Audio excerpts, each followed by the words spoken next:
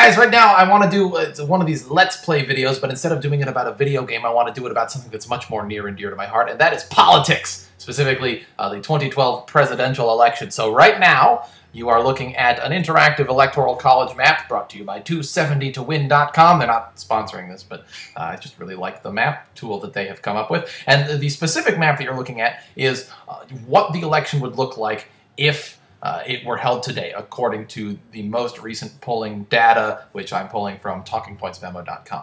And if the election were held today, Obama would win 310 to 206. Colorado and Virginia are a little too close to call, but every other state leans one way or the other. Florida is very close. Indiana is very close. North Carolina is very close. There are many very close states, but they still lean one way or the other. So anyway, let's look at something that's a little bit more fun. We'll start with the best case scenario for Barack Obama. And right now what you're looking at, I have pulled every single state where the margin of victory as it stands right now would be less than 10% for either candidate, either Obama or Romney. Now 10% is a pretty big spread. If you're ahead by 6 or 7 points, you're probably going to win that state. But regardless, for the sake of thought experimentation, this is what it would look like if Obama just dominated the election from this point forward. You'll notice Texas is actually less than a 10-point spread. It was fairly close in 2008, I think. But still pretty solidly Republican. I think Romney has a 7-point margin in Texas right now. So if Obama dominates everything, this would be a complete validation of his policies. This would be a mandate. He would be able to do what he wanted with his second term as president. He would win 420 to 118. Not particularly likely, but fun to look at. To the contrary, what would happen if Romney absolutely dominated the media narrative and won every single state where the margin is less than 10 percentage points? Well, it would look like this. And, I mean, again, not going to happen. There hasn't been a Republican who's done this since Ronald Reagan was reelected, and he won every single state except for Minnesota and the District of Columbia. So that was a sweep. So this next map, I pulled every single state where the margin is less than 5%, simply leaners. This is in the territory where the poll's margin of error could flip it one way or the other. We don't know how these states are going to vote, essentially. But you'll notice that Barack Obama still wins the election. He has 271, you only need 270. It's just a squeaker, but even if Romney won every single one of these other states, he still loses. Yeah, 271 to 267. And even this is kind of ridiculous, because if Romney was to win all of the swing states, he would need to turn the national narrative on its head to a point where he'd win more than just the swing states. So the real Romney win condition in my book looks something not like this. This is a starting point. So this is, once again, if the election were held today, how the votes would happen.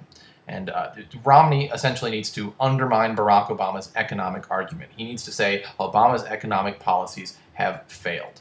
And where would you do that? You would do that in the Rust Belt, in places like Michigan, Ohio, Pennsylvania. Mitt Romney's dad was governor of Michigan when Mitt Romney was growing up. So there's a little bit of a legacy argument to be made there. Michigan is also home of the auto industry and Barack Obama's famous auto bailout.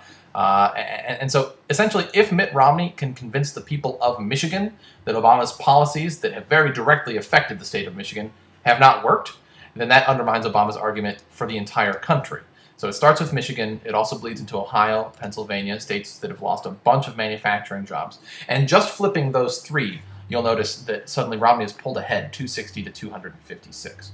But if Romney flips those three, then because Obama's argument has been undermined, Obama's prospects start to fall apart everywhere. He loses the obvious swing states, and I think he loses more than just that. I think Florida flips. I think that you see just a pretty decisive victory for Romney if he can switch